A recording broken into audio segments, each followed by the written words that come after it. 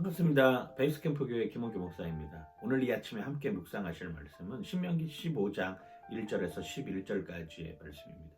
신명기 15장 1절에서 11절까지의 말씀에서는 우리는 매 7년마다 이웃에게 빚을 지고 있거든 그걸 면제해 주어라 라고 하는 이야기를 우리에게 들려주고 있습니다. 사실 신명기에 나오는 11조에 관한 이야기도 마찬가지고 오늘 함께 나눌 수 있는 이런 빚을 면제해주는 이런 해를 정해놓는 이유는 주인이 누구인가 라고 하는 것을 계속 알려주는 것입니다. 돈도, 땅도, 내 시간도, 내 재능도, 내가 할 수 있는 모든 여건들의 주인이 하나님이라고 하는 것에서부터 출발했을 때 이러한 것들이 가능한 것이지, 이게 다 내 것이라고 생각하면은 어떻게 다 이렇게 10의 1조든지 아니면 빚을 면제해주는 이런 일들이 가능하겠습니까?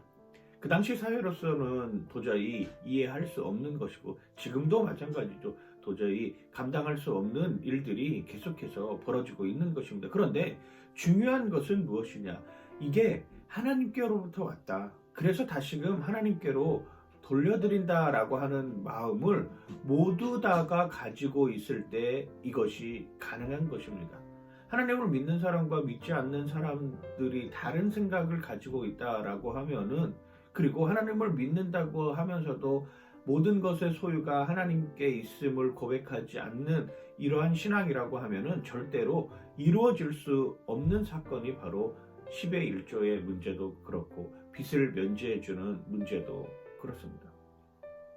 죄악된 인간이 가지고 있는 속성으로 하면 이러한 모습은 도저히 통용할 수 없는 법이죠.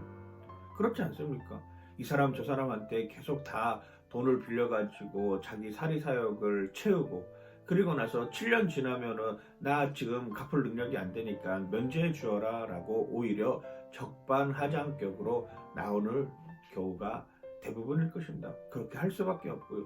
결국에는 그것은 돈도 빌려주지 않게 되는 불신의 관계로 나타날 수밖에 없는 것이죠. 어느 누구도 그 관계에서 벗어날 수 있는 사람은 없습니다. 더구나 돈이 걸려 있는데요.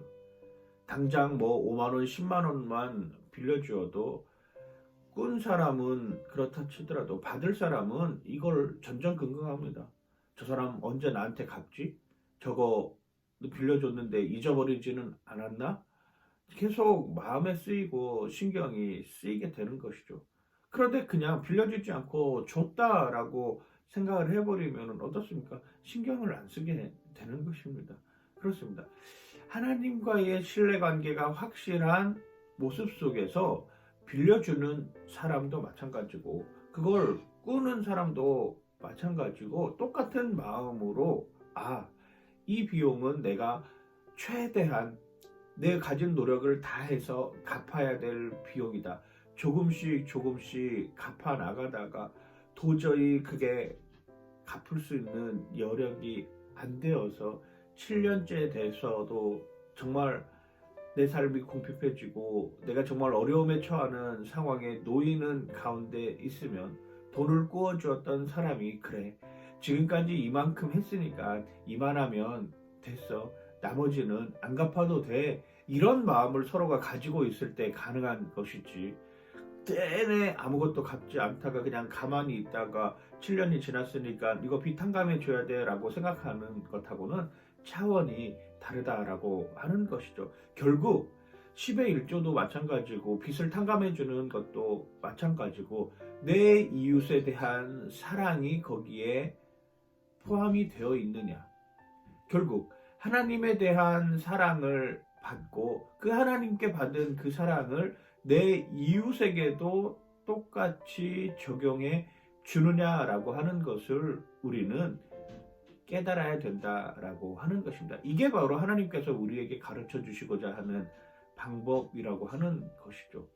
10의 1조도 빚을 탕감해 주는 문제도 결국 하나님 사랑, 이웃 사랑의 관계 속에서 이루어지는 것이지 나는 돈 빌려가지고 내 맘대로 쓰고 안 갚겠다라고 하는 이런 어리석은 판단에서 이루어지는 것은 아니라고 하는 것이죠. 우리는 늘 1만 달란트 빚진 자로서의 삶을 살아가고 있습니다. 그런데 하나님은 그걸 다 탕감해주고 있는 것이죠. 그런데 내 욕심 챙기겠다고 내가 가지고 있는 역량 그 조그만한 것 욕심대로 가져보겠다고 살아가다가 이 사단이 나는 것이죠. 오늘 15장 11절은 이렇게 표현합니다. 땅에는 언제든지 가난한 자가 그치지 아니하겠으므로 내가 내게 명령하여 이르노니 너는 반드시 내 땅 안에 내 형제 중 곤란한 자와 궁핍한 자에게 내 손을 펼치리라. 결국 무엇을 이야기를 하는 것입니까? 하나님을 사랑하는 사람들이 사는 공동체 안에는 정말 가난하고 힘들고 어렵게 사는 사람에게 더 많은 손길을 가야 되고 그가 채무 관계로 인하여서 고통 중에 있다라고 하면 그것을 탕감해 줄 줄 아는 넉넉한 마음도 가져야 되고 빚을 탕감받은 사람도 그걸 악용하는 모습이 아니라 오히려 선한 영향력으로 행사할 수 있는 여건을 갖춰야 된다라고 하는 것을 우리에게 보여주고 있는 것입니다. 인간은 끊임없이 죄성으로 갈 수밖에 없습니다. 그런데 하나님에 대한 사랑이 올바르고 이웃에 대한 사랑의 관계가 올바르게 정립될 때 그리고 그 주인은 여전히 하나님이라고 하는 것을 인정할 때 세상은 좀 더 아름다운 세상으로 바뀔 것입니다. 오늘 하루의 삶 속에서 여러분이 사랑해야 될 사람이 누구인지 돌아보는 오늘 하루가 되시길 주님의 이름으로 간절히 축원하고 축복합니다. 파이팅!